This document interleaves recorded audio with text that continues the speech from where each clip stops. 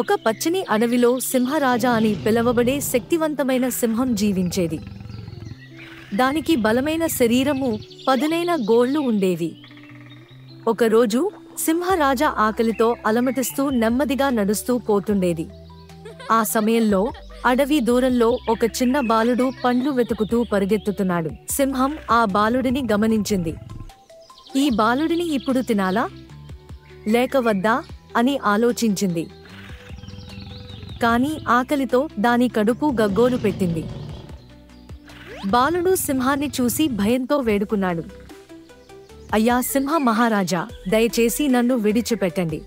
నాకు నా తల్లికి పండ్లు తీసుకెళ్ళాలి. నేను తిరిగి వస్తాను, అప్పుడు మీరు నన్ను తినవచ్చు. సింహం నవ్వింది. నువ్వా? తిరిగి వస్తావా? నిన్ను నమ్మాలా? బాలుడు ధైర్యంగా సమాధానమిచ్చాడు.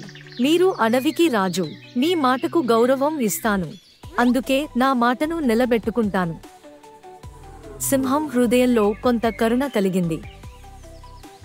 సరే, వెళ్ళిపో, కానీ నన్ను మరవకూడదు అని సింహం చెప్పింది. బాలుడు పరుగెత్తి వెళ్లి తన తల్లికి పండ్లు తీసుకెళ్లాడు.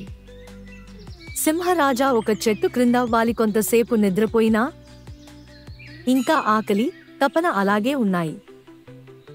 ఆ రోజు సింహం గ్రహించింది. ధైర్యం, నిజాయితీ, విశ్వాసంతో నడుచుకుంటే భయాన్ని జయించి మంచి ఫలితం పొందవచ్చు.